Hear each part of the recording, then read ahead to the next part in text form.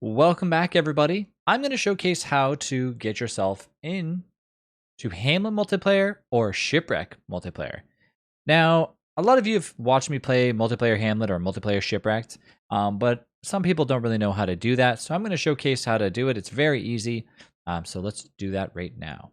My name is All Funny Games. I stream every day on Twitch TV. I hope you had an awesome holiday and an awesome New Year's, and let's get into it. So as you go to your host game function, you can go ahead and create a new game. When you do so there, you're going to go to mods. And when you go to the workshop, I already obviously have it, you're going to look for a mod that says Tropical Experience Return of Them. This mod is an all-in-one mod. Basically, the way it works is it has everything you could ever ask for in one simple mod. Now, you don't just checkmark it off and go in. I would really suggest going in and playing around with the settings. When you get in here, it's going to ask you a bunch of questions. It's going to say, kind of world. What is your kind of world? Do you want to have it set to shipwreck? Do you want to have it set to custom? Do you want it to be Hamlet? What do you want it to be? So what that means is you can have it set to Hamlet only, shipwrecked only, custom, where you can have both, or you can go to SeaWorld where it basically gives a description. It says, we'll generate a world without terrain, time for survive in the ocean. So basically what that does is it splits all your normal areas and don't starve together. And all of those will be out in the ocean, kind of like how Shipwrecked is, but for DST. So Shipwrecked or Hamlet are your choices. And then it says for Hamlet world, meaning these are the settings that you can then change for your Hamlet world in order to add or disable things. Hamlet clouds, yes, unfortunately they don't work right now.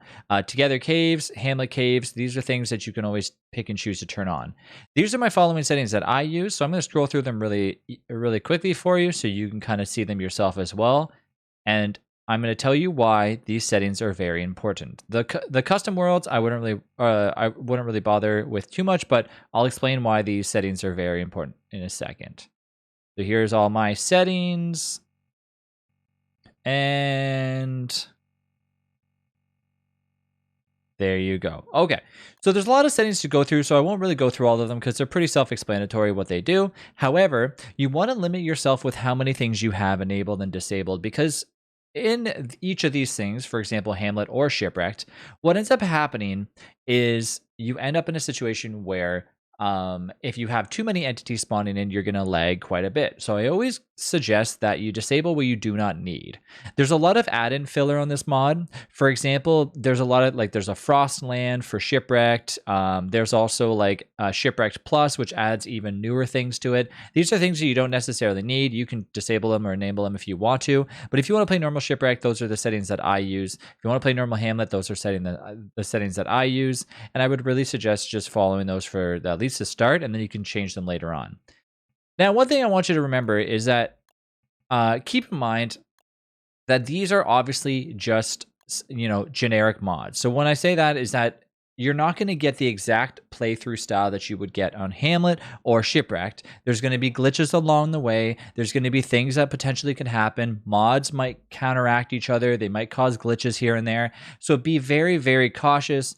I wouldn't suggest going in there and expect a world size of or a world that's day 250 or 300 or something like that without excessive lag happening near the end, because these are large mods, and in order for these large mods to actually work, it takes a lot of resources and all that stuff, right? So you just be very cautious with it, and just understand that a mod is, it's good to be there. That way you can play Hamlet, you can play Shipwrecked, but at the same time, it's one of those things where you have to take it with a grain of salt, realizing that not everything's going to be foolproof. So I've actually already created a Hamlet world before. It takes a little bit to generate when you first generate the game. Of course, let it load for about 5 or 10 minutes, because sometimes it needs to load a lot of entities, as I mentioned before. And then once it does, you're ready to go and start playing Hamlet or start playing Shipwrecked. So once we load in here, in this mod specifically, there is the Shipwrecked characters included. The Hamlet characters, you can actually download a separate mod from the workshop called Hamlet Characters, and that'll let you play as all the Hamlet characters as well. But of course, for me, that doesn't really matter so much. I'm going to obviously jump in as Wendy, and I'm going to start my adventures on Shipwrecked. And there you go. So you can start your world as well, whichever one you like to go with. If you like to do Shipwrecked, if you like to do Hamlet, the option is, of course, yours.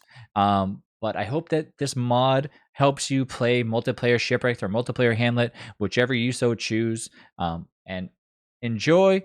your game. And if you enjoyed this video, feel free to leave a like and comment and ask questions about anything about it, because I love this mod. It's very helpful to be able to actually play Hamlet and Shipwrecked with people, because I do not like playing Don't Starve solo. And as always, you're more than welcome to join me anytime I play any game for that matter. My name is All Funny Games. I stream on Twitch TV every single day. If you want to join the Discord, the link is in the description. I hope to see you next video.